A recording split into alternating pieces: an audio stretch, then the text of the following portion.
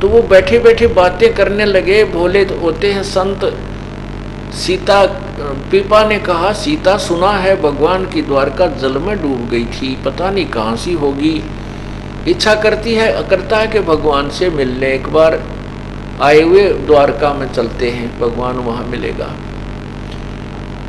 उनकी बात एक लफंडर सा पाली सुने था। वो बोला, मैं बताऊं द्वारका किस है, कहाँ?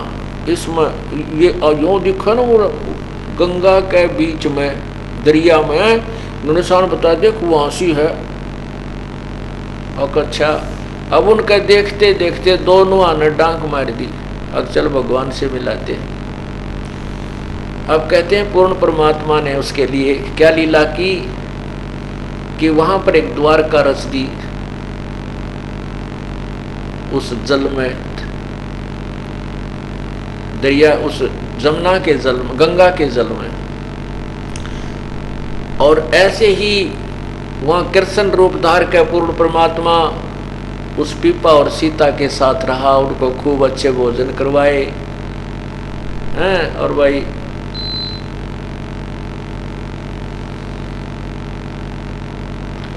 एक यानी 7 दिन तक उनको वहां रखा मेहमान बना करके। उधर से क्या हुआ कि वहां आसपास नगरी में शोर मच गया कि 2 भगत, 2 साधु और गंगा में डूब कर मर गए।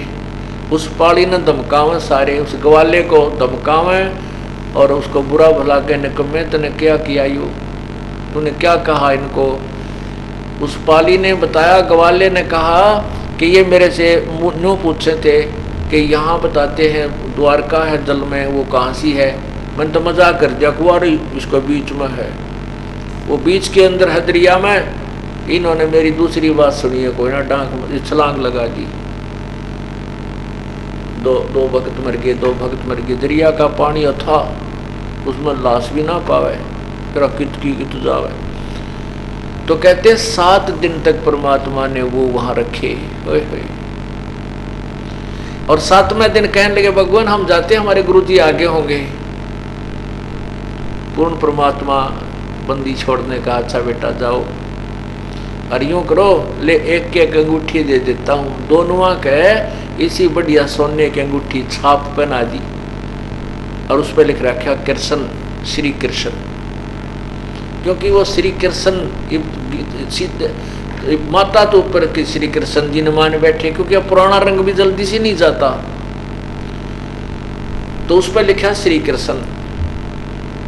वो दोनों बार आए 7वें दिन, तो वहां आसपास के लोग देखे रहे आदमी, ये दोनों जिंदे आ गए। तो सारे भाग के इकट्ठे हो गए खेतों वाले, कहने लगे आप मर गए थे। तो बोला मैम क्यों मरे? वो जो भगवान नहीं बचते, हम तो भगवान से मिलकर आए हैं, श्री कृष्ण जी की द्वारका में गए थे और वहाँ 7 दिन भगवान के साथ वहाँ ग्वाल बालों में खेल कर आए हैं। वो कहने लगे नहीं जस्ती, देखो भगवान ने हमारे को छाप दी है अंगूठी, दोनों पैर एक। अब पुण्यात्माओं,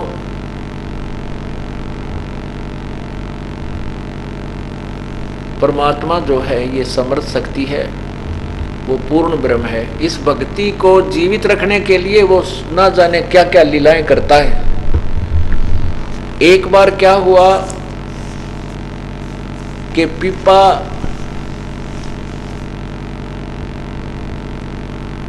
और सीता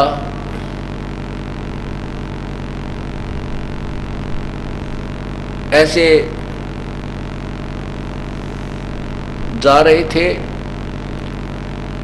और जाते वो एक उसमें बैठ गए वृक्ष के नीचे।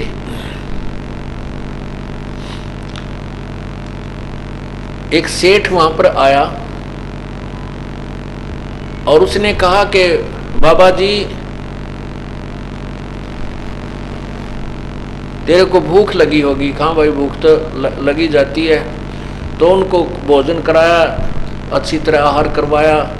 फिर कहने लगा कि इस औरत का तू क्या करेगा बाबा जी, ये दुखी हो रही तेरे साथ, इसको मेरे साथ भेज दे, मुझे दे दे। मैं बोला ले जा भाई, तेरा भलाओ, मैं भी दुखी हो रहा हूँ, इस तरह ले जा।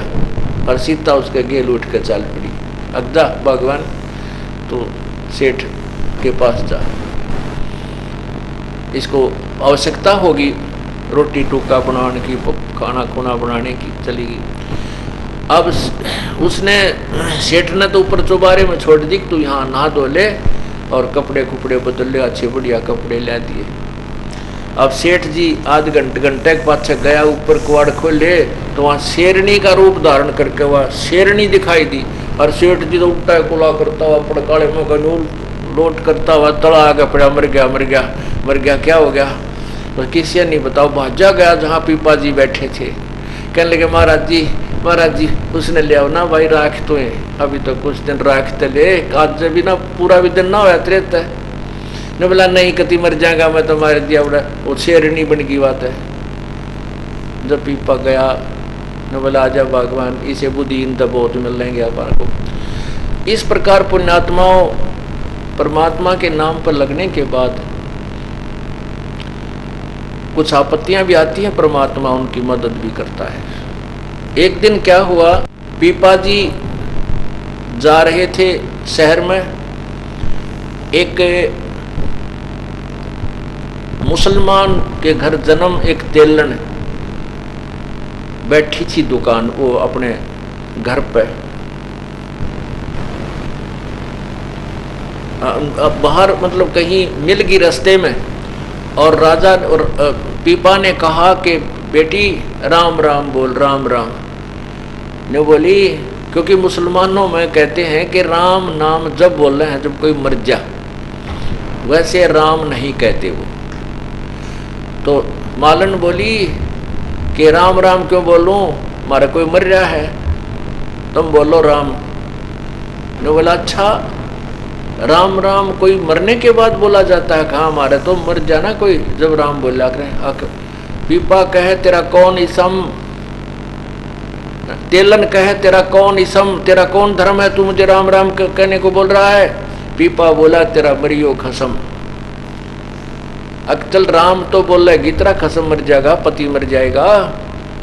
अब मालन घर पे आई, देखा तो तेली जो है अपने उस बैल के लिए घास को ठीक और चारे को ठीक करे था, न्यार रोड़े था, चनों का घास सा था, उसको ऐसे करके उसमें तो वो मोटे मोटे लकड़ी से बाहर निकाल दिया करें उसको, भाई पशु को खाने में दुखी ना हो, ऐसे कर रहा था। तो उधर से संत ने कहा तेरा मरियो कसम, वो उड़े लो टिक गया, वो मर गया। अब पीपा वो तेली मर गया, और जो ही उस तेलन ने आके घर पर देखा तो तेली मरा पड़ा। तो वो आसपास के लोग इकट्ठे हो गए और कहने लगे लाओ किताब बोलो इब राम राम। पीपा जी फिर पहुंच गए, अकमाई ले ही बोल तू राम राम।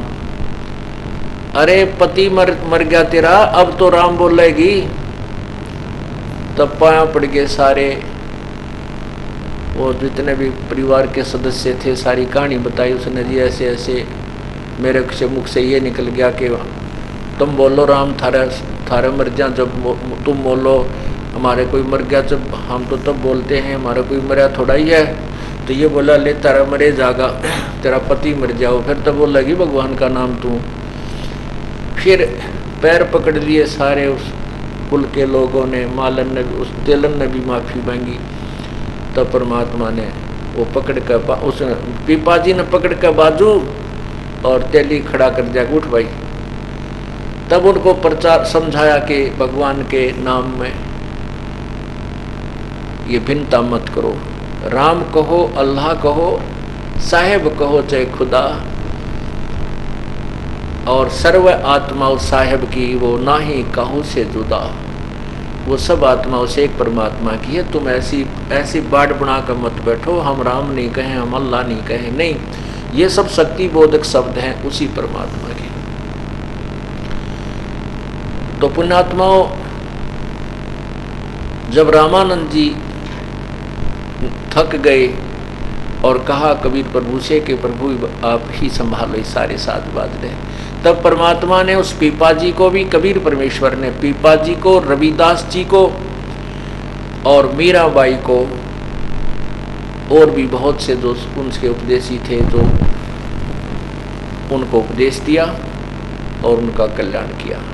पुण्यात्माओं, साधना पूर्व जन्म की जो साधना थी, उस पिछले जन्म की कमाई से ही इतनी हिम्मत आती है कि दरिया में कूद जाना, अपनी पत्नी को किसी के साथ भेज देना। उनको विश्वास इतना दृढ़ बन जाता परमात्मा पे कि इसको आंच नहीं आ सकती, ये सत्य के ऊपर है और प्रभु हमारे साथ है। तो इतना दृढ़ विश्वास होना भी कोई बालकों का खेल नहीं है। ये भी पूर्व जन्म जन्मांतर के ना जाने कितने जन्मों की पुण्य कमाई आपके साथ होती है। लेकिन भविष्य में, वर्तमान में यदि कोई साधना ठीक नहीं मिलती है तो वो सब धरी की धराई रह जाती है और सब नरक के भागी बनते हैं।